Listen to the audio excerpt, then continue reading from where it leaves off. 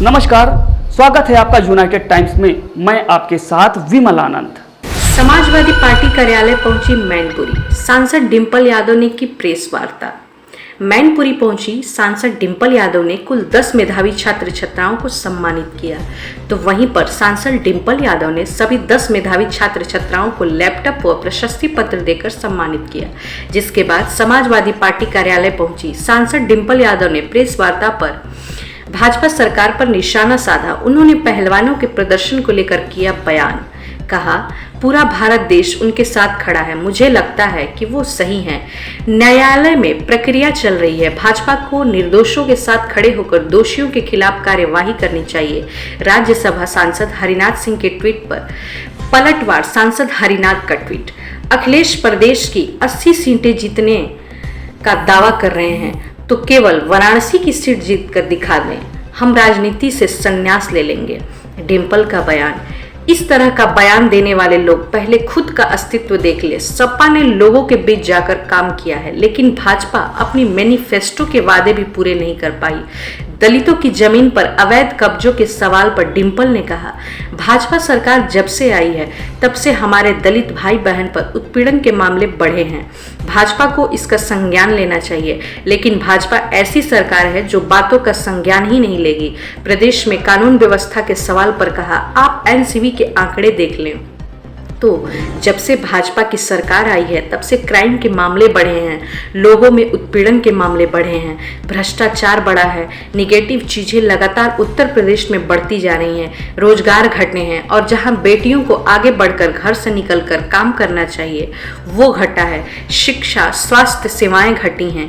ये सरकार जो कहती है वो करती नहीं है, जो करती है वो करती नहीं है। हमने देखा है कि महिला पहलवानों की जो आप बात कर रहे हैं, पूरा भारत देश उनके साथ खड़ा है, क्योंकि मुझे लगता है कि वह सही है। मेरी अपनी यह राय है, और जो भी न्यायालय द्वारा प्रक्रिया होनी चाहिए वो हो रही है।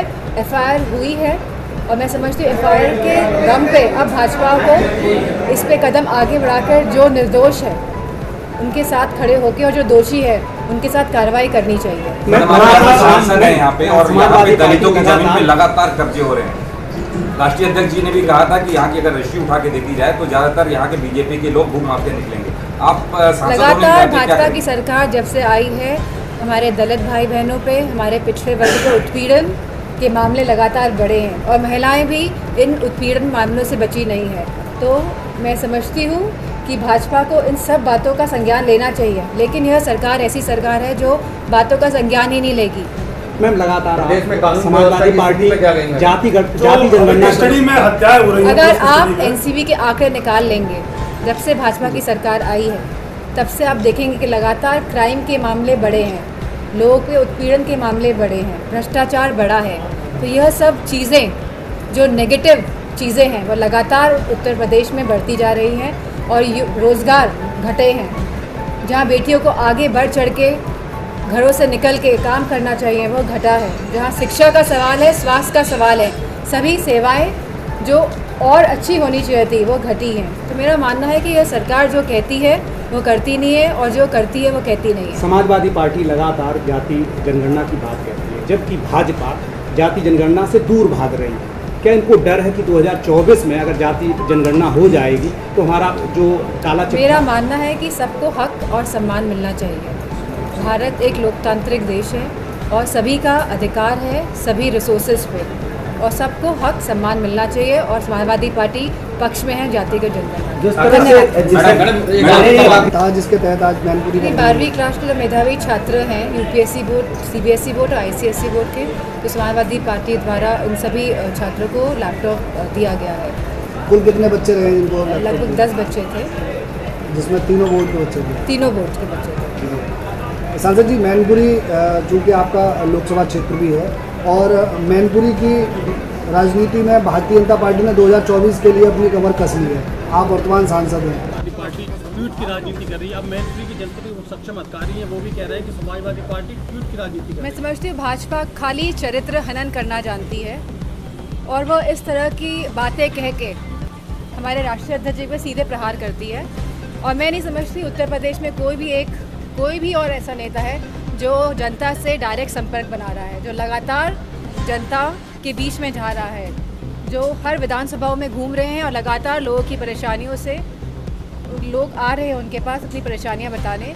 और उत्तर प्रदेश की जो हालत है, बिजली की हालत आप देख लीजिए आज क्या है, पेट्रोल की कीमतें देख लीजिए, सिलेंडर के दाम देख लीजिए, और कानून व्यवस्था लगातार उत्तर प्रदेश में महिलाओं के साथ उत्पीड़न बढ़ रहा है। लगातार जब से भाजपा का शासन आया है, लगातार महिलाओं हमारी बेटियों पर उत्पीड़न बढ़ता जा रहा है। आज अपने संसदीय क्षेत्र लेकिन यह सरकार ऐसी सरकार है जो संज्ञान ही नहीं ले रही इन मामलों का। जब सरकार संज्ञान ही नहीं लेगी, जब सरकार एक्सेप्ट ही नहीं करेगी, तो इस पर वो क्या राह निकालेगी। सीतापुर में राष्ट्रीय अध्यक्ष जी ने ये कहा कि 80 की 80 सीटें हम जीत रहे हैं यहाँ से अधिवेशन करने के बाद। तो मैनपुरी जनपद से बिलोंग करने वाले राज्यसभा सांसद हरनाथ सिंह ने कहा कि एक चुनौती है उनको कि एक ही सीट जीत के दिखाना बनारस की। मैनपुरी के प्रत्याशी को यहाँ मैनपुरी से हराया गया है और कैसे वोटिंग को 3:30 बजे तक खींचा है और कैसे अभद्र तरीके से हमारे प्रत्याशी और उनके पति के जो लोधी समाज के हैं उनका अपमान किया है यहाँ के प्रशासन ने।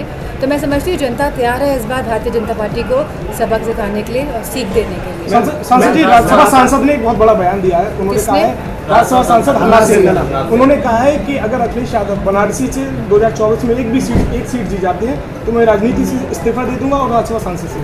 मैं समझती हूँ कि जो लोग हैं जो इस तरह की बातें कर रहे हैं उनका खुद का क्या अस्तित्व है, पहले वह देख लें। समाजवादी पार्टी ने लगातार लोगों के बीच में जाके काम किया है और जो भी हमारा मैनिफेस्टो रहा है उसे पूरा करने का 90% हम लोगों ने काम किया है। और मौजूदा सरकार अगर आप देख लेंगे और जो जिनकी आप ये बात कर रहे हैं, अगर आप इनका भी देख लेंगे तो जो इन्होंने बातें कही हैं, जो इनकी पार्टी ने बातें कही हैं, वो धरातल में उतारने का काम आज तक नहीं कर पाएंगे ये लोग। मैम, लगातार जो पहलवान है भाभी की कोई मना कर रहे हैं भैया, एक हमारा ये मामला सॉर्ट आउट नहीं होता है। क्या कह रहे हैं? क्या दोबारा पंकज जो पहलवान है इन मामला चला ब्रजभूषण सिंह के खिलाफ, जब तक लगातार महिलाओं के क्या बात करेंगे आप? ठीक है, वहाँ भीड़ जा रहा है। बेटिया कहाँ है? अमन पांडे कहाँ है? को लेकर क्या कहना चाहती हैं?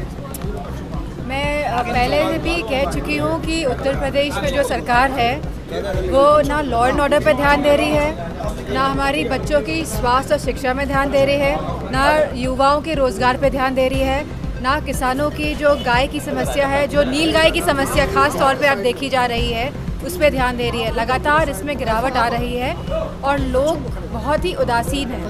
मैम, 2 हत्याएं जिस तरीके से, एक तो अतीक वाला मामला रहा हो या लखनऊ जहां राजधानी है, सबसे ज़्यादा यहाँ शासक से लेके सब कुछ वही मौजूद रहता है। बिना शासन और प्रशासन के इस तरह की घटनाओं को अंजाम नहीं दिया जा सकता है।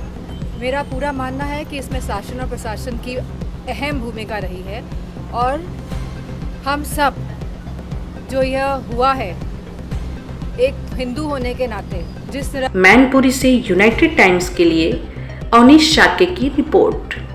नमस्कार।